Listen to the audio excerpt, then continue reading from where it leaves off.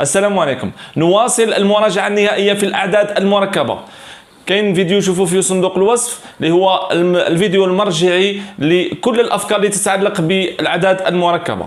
الفيديو هذا راح نشوفوا الأشكال الهندسية، راح نعرفوا كيفاش نبرهنوا على طبيعة المثلث او الاستقاميه، دونك المثلث الاستقاميه تبع بعضها. ايضا نبرهن على طبيعه الرباعي، اسكو متوازي اضلاع، اسكو شبه منحرف. ونبرهن ايضا على الدائره المحيطه بالنقط A B C، دونك نشوفوا في كل الحالات. اذا انتبهوا معايا مليح. اذا نبداو اولا بطبيعه المثلث ABC. باش نبرهنوا على طبيعه المثلث، سواء حيكون كيفي، سواء قائم، سواء قائم متساوي الساقين، سواء مثلث متساوي الساقين، سواء مثلث متقايس الاضلاع. اما نبرهن بالاطوال. كيفاش نبرهنوا بالاطوال؟ اذا قلنا ABC مثلث قائم مثلا في بي هنا رايحين نديروا نظريه فيثاغورت، النظريه العكسيه لفيثاغورت. النظريه العكسيه لفيثاغورت واش نديروا؟ نحسبوا الطول AC ونحسبوا الطول AB ونحسبوا الطول BC. بار اكزومبل كي نجي نحسب الطول AC بكل بساطه في الاعداد المركبه النهايه ناقص البدايه، اذا زاد سي ناقص زاد A. ونزيدو نحسبوا له الطول AB هو زاد بي ناقص زاد A طويله، دونك هو طويله العدد المركب. زيد و BC هو زاد سي ناقص زاد بي طويله. بعد ما نحسبوا الاطوال نهزوا الطول الكبير. الطول الكبير هو AC، سيرمون الطول الكبير هو اللي راح يكون وتر. اذا لقينا كاين طول كبير وزوج اطوال حيكونوا اقل من الكبير هذا، نطبق نظريه عكسيه فيثاغورت. كيفاش نطبقوها؟ نحسبوا الكبير اس 2، نزيدو نحسبوا AB اس 2 و BC اس 2 ونجمعوهم مع بعضهم ونلقاوهم اسكو يساويو AC اس 2 ولا لا. لكن لقيناهم يساويو AC اس 2، واش نديروا؟ ديريكتومون حسب النظريه العكسيه لفيثاغورت، فان المثلث ABC مثلث قائم في النقطه B. كيفاش نعرف النقطه اللي قائم فيها؟ شفت هنا الوتر اس 2، هذا هو الوتر الطويل. تلقى عندك زوج نقاط A و C، تبقى البي هاو AC. البي هي اللي تقابلوا، هذيك هي الزاويه القائمه. الزاويه القائمه هي الزاويه المقابله للوتر. اذا كان المثلث قائم ومتساوي الساقين، قائم راح نبرهنوا بنظريه عكسيه لفيثاغورت. اضافه على ذلك كي نحسبوا الاطوال نلقاو بلي الطول AB يساوي الطول BC، سما يتبان بعد مع نلقى اطوال متساويين سما راهو قائم ومتساوي الساقين. مثلث متساوي الساقين بعد ما نلقاو باللي نظريه فيثاغورت ما تصلحش، سما راهو مثلث غير قائم، نلقاو باللي AC يساوي BC، سما طولين متقايسين. الاخير مثلث متقايس الاضلاع، انه كل الاطوال متقايسه. اذا لقينا كل الاطوال متقايسه ما كان له نروحوا نبرهنوا نظريه فيثاغورت علاه، لانه مستحيل انه يكون مثلث متقايس الاضلاع وقائم. متقايس اضلاع وقائم الزوايا تاعو كامل 60 درجه، مستحيل انه يكون زاويه قائمه. هذيك يقول لنا برهن باستعمال الاطوال. يقدر يقول لنا باستعمال النسبه. هذه النسبه الاولاد نلقاوها في طبيعه الاشكال الهندسيه، ونلقاوها ايضا في التحويلات النقطيه، لانه التحويلات النقطيه وطبيعه الاشكال راهم مترابطين الاولاد. اذا النسبه هي ماذا؟ يعطيك هوش يقول لك احسب العدد المركب التالي: زاد بي ناقص زاد A على زاد سي ناقص زاد A. حاجه اللي تلاحظها هي ماذا؟ في المثلثات ديما تلقى نقطه متكرره في البسط والمقام، كما النقطه تاعنا المتكرره هي النقطه A، وتلقى زوج نقاط مختلفتين. العدد المركب هذاك اللي تلقاه، العدد المركب عندنا ثلاث حالات باش نشوف فيك برك. شوف عندنا ثلاث حالات: يا اما تلقى عدد حقيقي، يا اما تلقاه عدد مركب يكسب من الشكل اكس بوتيتا اي، يا اما تلقى عدد مركب من الشكل اكس بوتيتا اي كا اكس بوتيتا اي. هذا عباره عن عدد حقيقي، هذا عدد مركب طاولته واحد، وهذا عباره عن عدد مركب نسبته ك وزاويته تيتا. هادو نحتاجوهم في التحويلات النقطيه. اعيد، هادو نحتاجوهم في التحويلات النقطيه. الفيديو اللي يجي بعد الفيديو هذا نورمالمون الفيديو هذا راح نديروا اشكال هندسيه، اللي بعده نديروا مجموعه النقط، ومن بعد اللي بعده نديروا المعادلات، ومن بعد نختموها بالتحويلات النقطيه. في التحويلات النقطيه نعاود ناكدوا عليها ونشرحوها بكل تبسيط. اذا خرجت لنا ك، فان هذا عباره عن تحاكي مركزه النقطه المتكرره هي A، يحول المقام الى البسط، يحول C الى B. اذا لقينا اكسبونونسيال تيتا اي معناها دوران مركزه A يحول C الى B زاويته تيتا. واذا لقينا ك اكسبونونسيال تيتا اي فانه تشابه مباشر مركزه A نسبته ك وزاويته تيتا. دونك هذه خليوها ابار، ديروا لك شغل ما هضرتهاش بالنسبه للجماعه اللي قراوها عندي من قبل. دونك شنو ريفيزيون ليكم، مي انا ندير لها فيديو بيان سور من بعدها. اذا ها من الحالات كامل، اذا الحاله الاولى كتعود تساوي اكسبونونسيال بي على 2 اي. اذا كانت تساوي اكسبونونسيال بي على 2 اي، اكسبونونسيال بي على 2 هو عباره عن عدد مركب.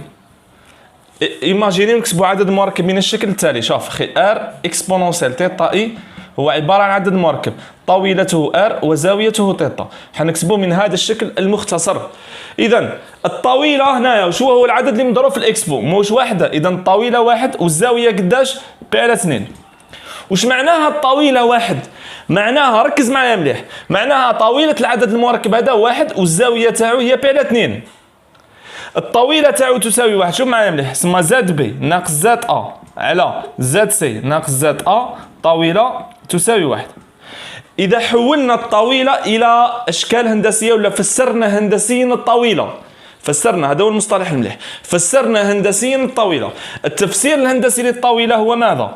انه طويله زاد بي ناقص زاد ا، شوف معايا مليح، زاد بي ناقص زاد ا مش هو ا بي، هو ا بي، اذا هو ا بي على ا سي تساوي واحد.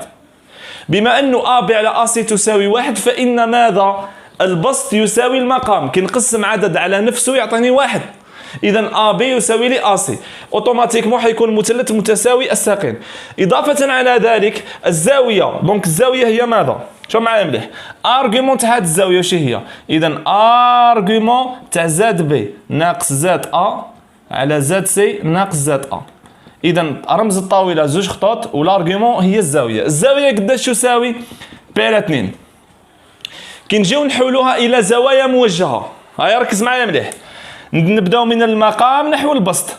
اذا هي زاويه محصوره بين شعاعين، الشعاع الاول هو المقام تاعنا هو ا سي شعاع، ها زاد سي ناقص زاد ا هو ا سي، من النهايه نحو البدايه ا سي، وزاد بي ناقص زاد ا هو ا بي تساوي ماذا؟ بي على 2. اذا هذا المثلث ما به هو عباره عن مثلث قائم ومتساوي الساقين.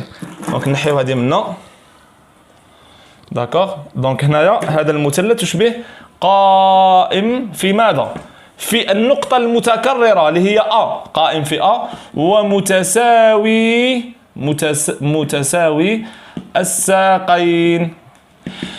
ديريكتومون في الباك تخرج لك النسبة اكسبونونسيال بي على 2 اي، اكسبونونسيال بي على 2 اي ديريكتومون راهو مثلث قائم ومتساوي الساقين. مفهوم؟ إذا كانت النسبة هذه اذا كانت النسبه هذه تاع العدد المركبه هي 2 اكسبونونسيال بي على 2 اي، اذا الطويله هيا قولوا لي الطول هو ماذا؟ ا بي على ا سي تساوي 2. اسكو ا بي و ا سي متساويين؟ ماهمش متساويين. الزاويه بيناتهم من ماذا؟ من ا سي، من المقام من ا سي نحو البسط ا بي تساوي بي على 2. اذا هذا المثلث واش به؟ قائم برك، ماهوش متساوي الساقين، قائم في ماذا؟ في النقطة المتكررة في النسبة، اذا في ا. لاحظتوا باللي الحكاية راهي سهلة خلاص مش صعيبة. زاد بي ناقص زاد ا على زاد سي ناقص زاد ا اكسبونونسيال بي على 6 اي. واش نديرو هنايا؟ ركز معايا مليح، هذا عبارة عن ماذا؟ الطول ا بي على ا سي، الطويلة قداش هنا؟ راهي واحدة، اذا تساوي واحد. اوتوماتيكمون راهو ا بي يساوي لنا، ها كنت حاب تزيد تكتب هادو ا بي يساوي لك ا سي، تسمى راهم متقايسين. والزاوية بيناتهم من ا سي الى ا، ها من المقام نحو البسط ا بي تساوي بي على 6. اذا متساوي الساقين والزاويه بي على 6، بي على 6 30 درجه. ها كنت ايماجينيو تلقاو مثلث الزاويه 30 درجه ومتساوي الساقين. واش معناتها متساوي الساقين؟ معناتها الزاويه هذه قد الزاويه هذه. اي نتفكروا شويه مالغري ما كانش في البروغرام تاعنا حوايج ساهلين، باسكو قداش الزاويه هذه والزاويه هذه متساوي الساقين. نهزوا 180 درجه نقصوا منها 30 درجه، شحال تعطينا؟ 150 درجه. من بعد حنا نقولوا باللي مادام هذه تساوي هذه 150 درجه على زوج طيحنا 75 درجه 75 درجه. دونك هذا المثلث راهو متساوي الساقين فقط. اذا هنا ا بي سي راهو مثلث متساوي الساقين، راهو متساوي الساقين. نزيدو هنا دركا ا بي، ها الطول تاعنا نفسه واحد، ا بي على ا سي تساوي واحد. اذا ا بي يساوي لنا ا سي، دونك راهو متساوي الساقين. والزاويه ا بي، ها باردون، ا سي، ها ا سي ا بي، مفهوم؟ تساوي كم؟ تساوي بي على 3. نعاود نرجع هنا بعد. عندنا مثلث، شوف معايا مليح، متساوي الساقين والزاويه دي 60. كان ولا ها؟ دونك نهزو 180 درجة ناقص 60 درجة تساوي 120 درجة. 120 درجة كنقسموها على زوج، دونك تخرج هادي 60 درجة وهادي 60 درجة. وش هي الملاحظة؟ الملاحظة انه كل الزوايا متقايسة، وبالتالي المثلث متقايس الأضلاع. إذا مثلث متقايس أو متساوي الأضلاع. مفهوم؟ إذا الزاوية بي على 3 60 درجة، ومتساوي الساقين راح يكون سيرمون متقايس الأضلاع. هذه الأخيرة الأولاد اللي جامي جات في الباك، وأنا نقترحها أنها تكون في بكالوريا 2020.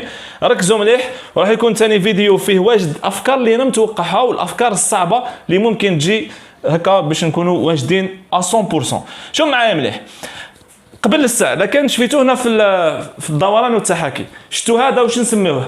نسميوه دوران في المثلث القائم ومتساوي الساقين، ونرجعوا لها في التحويلات النقاطية.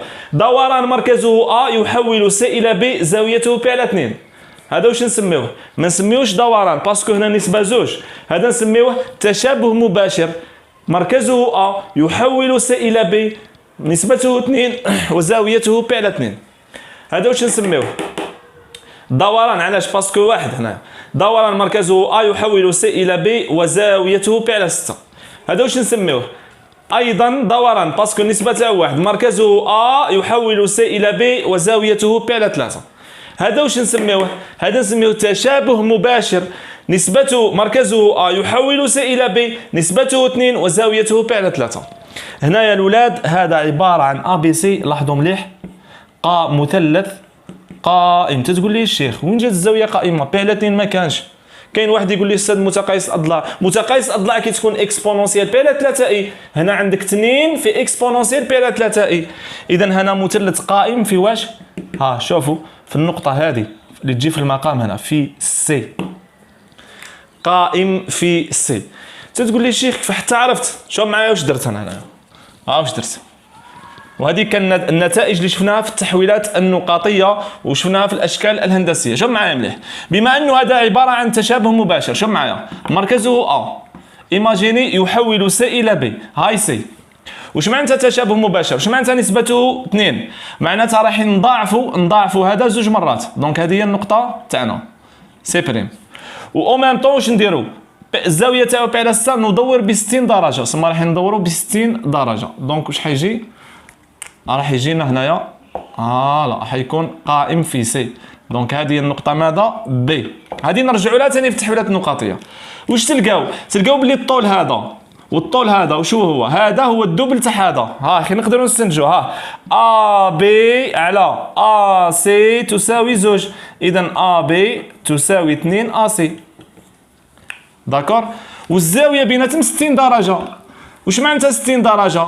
دونك واش معناها؟ شوف معايا مليح، كون نهز المنتصف تاع ابي كاينه ولا ها، ونرسم خط هكا يا اخي يخرج لي الطول هذا. اخي مادام هذا الدوبل تاع هذا، دونك هذا يساوي هذا، كاينه ولا ها؟ وبما انه الزاويه 60 درجه، هذا يساوي هذا، دونك هذا ثاني يتساوى معهم اوتوماتيكمون. هذا ثاني يتساوى. كون نهز دويره المركز تاعها هنايا ونرسمها، ها نصف قطر تاعها هذا وهذا وهذا متساويين، ها تخرج هكا. ما يخرجش قائم في سي، يخرج قائم في سي. وهذه نرجع لها ايضا في التحويلات النقاطيه في التشابه. دونك اعيد، كي تعود اكسبونونسيال بي على 2 اي سما راهو مثلث قائم. اكسبونونسيال بي على 2 اي مثلث قائم. كي تعود الزاويه بي على 2 والطاوله ماهيش واحد سما راهو قائم برك. كي تعود الطاوله واحد والزاويه مش بي على 2 ومش بي على 3، كيما بار اكزومبل بي على 6، هزيت المثال تاع بي على 6 سما راهو متساوي الساقين. اذا كانت الطاوله واحد والزاويه بي على 3 متقايس الاضلاع. اذا كانت الطاوله 2 والزاويه بي على 3، وهذه اللي قادره تجيكم الاولاد لا بليبار كيعودوا ما يعرفوهاش ما يقدروش يديروها، اوتوماتيكمون حيكون مثلث قائم في سي. النقطه هذه سي تحول إلى ب. الآن نرجع إلى متوازي أضلاع. المتوازي اضلاع الاولاد نقدروا نبرهنوا باستعمال اضلاع توازي ضلعان متقابلان متوازيا، نرمزوا هكا دي سي. داكور متوازي اضلاع. دونك تلقاو كل ضلعان متقابلان متوازيان، دونك ا بي سي دي راهو متوازي اضلاع. وهذه نشوفوها في المتوازي اضلاع في الانسحاب، A تسحب إلى B بنفس الشعاع، D تسحب إلى C، نرجع لها أيضا في التحويلات النقاطية. الدرس الأولاد راهو مترابط. المهم AB تساوي DC، دونك هذا يساوي هذا، كل ضلعان متقابلان متوازيان وبالتالي متوازي أضلاع. ونقدروا نبرهنوها بالقطران، يعطيك بار اكزومبل هذا هاو النص تاعو، يعطيك بار اكزومبل مثلا هذا ها. المهم يكونوا قطراني بار اكزومبل هكا، قطران متناصفان. كي نجي نرسم انايا ولا ها رسمت ها متناصفان ومش متقايسين، كي نجي نرسم ما يخرجش متوازي اضلاع، يخرج متوازي اضلاع. اذا كل ضلعان، اذا ا سي منتصفها اي و بي دي منتصفها ايضا اي. اذا هنايا راح يكون متوازي اضلاع. عندنا الشبه منحرف، الشبه منحرف ماهوش متوازي اضلاع، ضلعان متوازيان فقط. سما تلقى ا بي هكا، داكوغ، ا بي هكا ودي سي تلقى هكا. بار اكزومبل رسمت لكم بركا، سما واش معناتها؟ ا بي هو الدوبل تاع دي سي، سما تاس دي سي تاس الدوبل تاعو يولي لك ا بي، دونك سيرمون حيخرج لنا شبه منحرف. او يكونوا قطران ماهمش متناصفان، قطران غير متناصفان. بار اكزومبل هكا، ها كنت ترسم هذا هكا، داكوغ واش حيخرج لنا؟ حيخرج لنا شبه منحرف. اذا يا اما يكونوا ضلعان متوازيان ماهمش متقايسان، يا اما قطران غير متناصفان. دركا نرجعوا للنتائج. بعد ما شفنا المثلثات وشفنا الرباعيات، دونك تلاحظوا بلي هنا في حكيت غير المتوازي اضلاع، ما حكيتش على المربع، ما حكيتش على هذوك كامل، لا مستطيل لا والو، باش تكونوا على بالكم باللي المتوازي اضلاع يقدر يكون مربع، كما يقدر يكون مستطيل، كما يقدر يكون معين. انا باش نسهلها لك، باش نحي لك من راسك كيفاش لازم تعرف المربع وحده وتحفظها والمستطيل تحفظها، سهلتها لك. قلت لك يعود السؤال وديما تجي الاولاد ما تتغيرش هذه الحكايه. اذا كان عندنا ا بي سي مثلث قائم في بي ومتساوي الساقين، سمع عندنا مثلث قائم ومتساوي الساقين، سمع عندنا مثلث قائم في بي ومتساوي الساقين، و ا بي سي دي متوازي اضلاع، اعرف باللي الا بي سي دي راهو مربع. علاش مربع؟ هاو انا مربع، ها مثلث متساوي الساقين ا بي سي. كي نزيدوا النقطه دي باش يكون متوازي اضلاع، دونك لازم يكون هذا يوازي هذا، حيخرج لنا واش؟ مربع، لانه كاينه زاويه قائمه، داكوغ، وضلعان متقايسان. كيفاش نبين له درك بلي راه مربع؟ واش نكتب له؟ مما سبق. واش عندنا مما سبق؟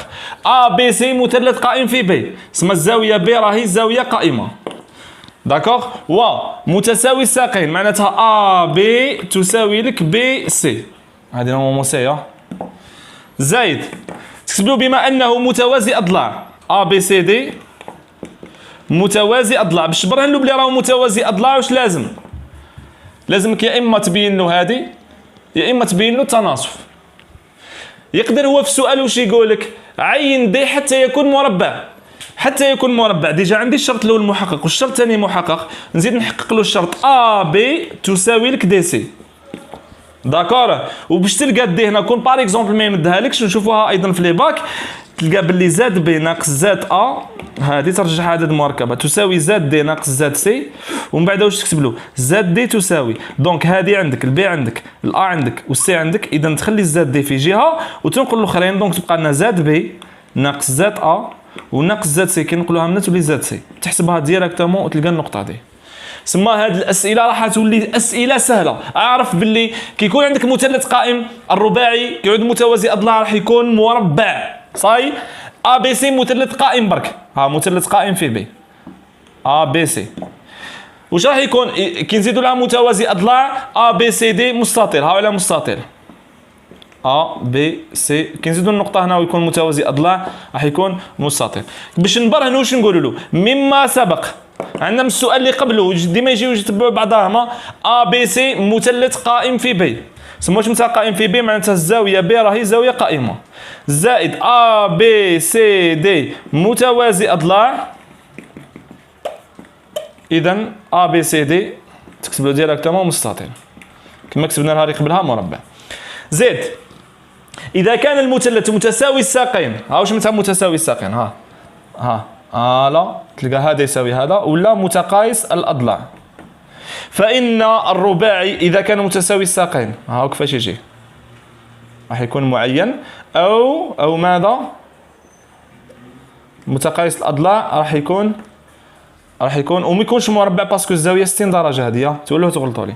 المهم راح يكون معين. واش كيفاش تبين له؟ تكتب له مما سبق الطولين متقايسين. مثلث متساوي الساقين معناتها ا بي يساوي لك مثلا ا سي، ا بي سي دي. اذا طول ا بي يساوي لك ا سي داكور. زيد تبين له زائد ا بي سي دي متوازي اضلاع داكور. اذا فهو معين. درك خلصنا الرباعيات. نعاودوا مثلث قائم متساوي الساقين حيخرج لنا مربع، مثلث قائم حيخرج مستطيل، مثلث متساوي الساقين مثلث متقايس اضلاع يخرج معين. سي بون. كي نجي نبرهن نستعمل الخواص اللي شفناها في المثلثات، بعدها نروح نشوفوا الرباعي نزيد له غير متوازي اضلاع. اذا كان مش متوازي اضلاع فانه هو شبه منحرف. داكور متفاهمين؟ نروحوا دركا الى الدائره. إذا كان السؤال حول الدائرة راح يقولنا عين مركز ونصف قطر الدائرة. يبدأ لنا أولا يقولنا بين أن النقط، هنا في السؤال هنا يقولنا بين أن النقط A B و C تشمل ولا تمر ولا تنتمي إلى C. يطلب تعيين عناصرها أو مركزها ونصف قطرها. هنا في التمرين واش نلقاو باللي زاد A وزاد B وزاد C عندهم نفس الطاولة. ديريكتومون نكتب له بلي طاولة زاد A يساوي طاولة زاد B يساوي طاولة زاد C تساوي R. إذا هذا كي نحولوه إلى الهندسة OA يساوي OB يساوي OC ويساوي R. هنا ديريكتومون إذا C هي دائرة مركزها. هنا ما تلاحظوش باللي البعد ما بين A و O هو نفسه البعد ما بين B و O وهو نفسه البعد ما بين C و O. إذا هي دائرة مركزها هذوما الأنصاف أقطار. هاي O وعندك B هنا وعندك C هنا وعندك A هنا باغ اكزومبل. هادو واش نسميهم أنصاف الأقطار. إذا كون نهزوا أطوال هادو نلقاهم متساويين. إذا راح تكون عندنا دائرة مركزها O ونصف قطرها هو R، ونصف قطرها هو مباشرة R. السؤال هذا السؤال اللي بعده جينيرالمون يقول لك انشئ النقط A B و C. اذا الدائره هذه راح تعاونني في انشاء النقط A B و C وكما جات اون باك 2018 ايضا الحكايه هذه. دونك عندنا المعلم تاعنا O وكي نجي ننشئ زعما كي نجي ننشئ النقطه A ولا B ولا C باغ اكزومبل يعطيك زاد يساوي جذر 2 زائد جذر 2 اي. حتى كي تجي تنشئ جذر 2 وجذر 2 ما تعرفش اوتوماتيكمون على بالك بلي تنتمي للدائره. دونك ترسم دائره وتروح تعين النقطه تاعك A على حساب الزاويه. باغ اكزومبل هذا الطاوله تاعو حتخرج 2 والزاويه تاعو بي على 4. انت تهز المنقله ترسم الزاويه بي على 4. اذا هذيك هي النقطه A. وهذه تكون نشوفوها في تمرين في انشاء عدد مركب يكون الاكس تاعو والايكغيك تاعو او الاكس تاعو او الايكغيك تاعو جونغ اكس والايكغيك يكونوا اعداد صماء. نعطيك مثال خلاف زاد B تساوي 1 زائد جذر 3 اي. 1 زائد جذر 3 اي نفس الشيء ثاني. هنايا الاكس راهو نقدروا ننشئوه بصح جذر 3 ما نقدروش ننشئوه. بون خاصنا نزيدكم مثال. هذا الطاوله تاعو تخرج 2 داكوغ والزاويه تاعو هي بي على 3. كي نجي ننشئو واش ندير؟ انا رسمت الدويره تاعي انا راسمها صاي. واش ندير؟ الزاويه تاعو بي على 3. دونك نحسب يا اما زاويه بي على 3 بالمنقله اللي هي 60 درجه ونجي هنا، يا اما نهز الاكس تاعي نهز واحد وروح نسقطها على الدويره وتخرج لي النقطه بي. حكايه راهي سهله مش صعيبه. ثم نرسم الدويره ونروح ننشئ باستعمال يا اما الزاويه يا اما الاكس يا اما الايكغيك اللي نلقاه في الطريق نحسب به. ابار سا المهم كيعود عندنا جذر ما نقدروش نعينوه باستعمال جونغ جذر 3 هو قيمه تقريبيه فقط، ماهوش قيمه مضبوطه. اذا كيجيب لنا الدائره هذه عاده هو راح يقول لنا على الانشاء. واحد يسقسيني استاذ على حتى يسقسينا السؤال هذا تاع الدائره، ما جاني شغل بيزار شويه. ماهوش بيزار، واش ينعت لك كيفاش نرسموا عدد مركب كنجي ننشا النقط. نرجع الان الى الدائره المحيطه بالمثلث ا بي سي.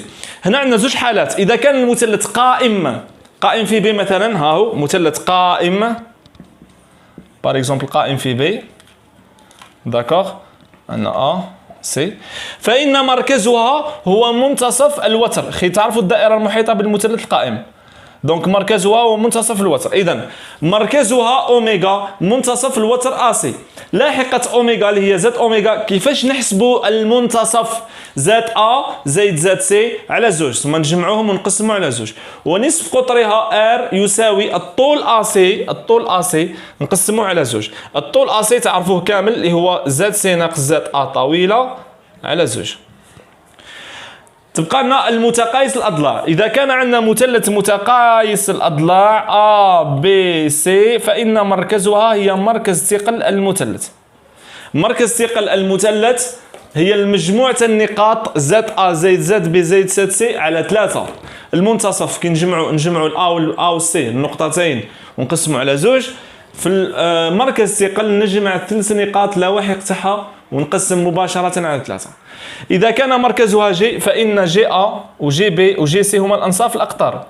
أنا نخير واحد منهم، إذا R هو يساوي جي A. الدائرة المحيطة بالرباعي A B C D، والرباعي هذا ماهوش متوازي أضلاع. متفاهمين؟ ماهوش متوازي أضلاع. كيفاش نديرو؟ شوفوا معايا مليح. هزوا بار اكزومبل النقطة A، نخير النقطة A والنقطة D، خيروا زوج. راح يخرج لكم الطول هذا، شوف الضلع هذا ويقابلوا الضلع هذا، داكور، وعندكم الطول هذا مع الطول هذا، شغل تمشيو قد ومن بعد تمشيو كروه. دونك تلاحظوا بلي رسمت اسهم، ها نمشي الطول هذا، ترسم لي خط كبير هكا، داكور، تضرب هذه النسبة. وش هي النسبة هذه؟ نبداو بالA، زاد A هذا ناقص زاد B، ومن بعد تكتب لي زاد D ناقص زاد C قسمة ماذا؟ دركا تروح هكا زاد A ناقص زاد C، ومن بعد تجي منا تروح منا زاد D ناقص زاد B. هاد النسبة يخرج لك عدد ك اللي هو عبارة عن عدد حقيقي موجب تماما. البرهان تاعها ماكمش مطالبين بالبرهان تاعها. اللي يحب يزيد يشوف البرهان تاعها كنت تلقاوه في الانستغرام، تلقاوه بوست حضرته بوست وعطيتكم الطريقه كيفاش نبرهنوا على دائره محيطه بالرباعي، سميناه رباعي محدب. دونك الانستغرام كنت تعرفوه كما في اليوتيوب، بعد تكتبوا زكريا برويصه يخرج لكم الانستغرام تاعي، تلقاوه في لي بوست الاخرين. المهم الان وصلنا الى نهايه الفيديو هذا. في فيديو اخر دوك حنعطيكم بروغرام اللي هو بعد هذا الفيديو راح نديروا واش قلنا مجموعه النقط، بعد مجموعه النقط المعادلات، بعد المعادلات نديروا التحويلات النقطيه، وكاين فيديو اخير راح نديروا هديه لجماعه الماتيلا ما تكنيك، وتقدروا ثاني تشوفوه جماعه لي سيونتيفيك. حندير فيه اصعب الاسئله المحتمله، بون مش صعيبه، حنعطيكم حاجه خارج المنهاج ولا خارج البروغرام اللي تعتمد على الفهم وعلى الدقه وعلى كذا كذا كذا اللي ما جاتش من قبل في البكالوريا. نخليها فيديو اخير ان شاء الله. ما نسيتكمش ايضا جماعه المتتاليات اللي ماهمش فاهمين المتتاليات، انا ندير لكم في الملخص ان شاء الله غدا بحول الله نبداو نطلقوا في الملخص. اكو تعرفوا لي مزدو الكونيكسيون شويه ثقيله، حبيت باش نحط 4 فيديوهات يوميا باش نخلص لكم السمانه هذه كلش. المهم معليش نسي كيفاش نحط لكم الماكسيموم ان شاء الله، وهاد السمانه ان شاء الله هي قلت لكم اسبوع تاعكم باش تريحوا من بعد وحدكم ونزيدوا نحلوا لي سوجي. مازالت نخدم الاولاد. اذا دمتم في رعايه الله.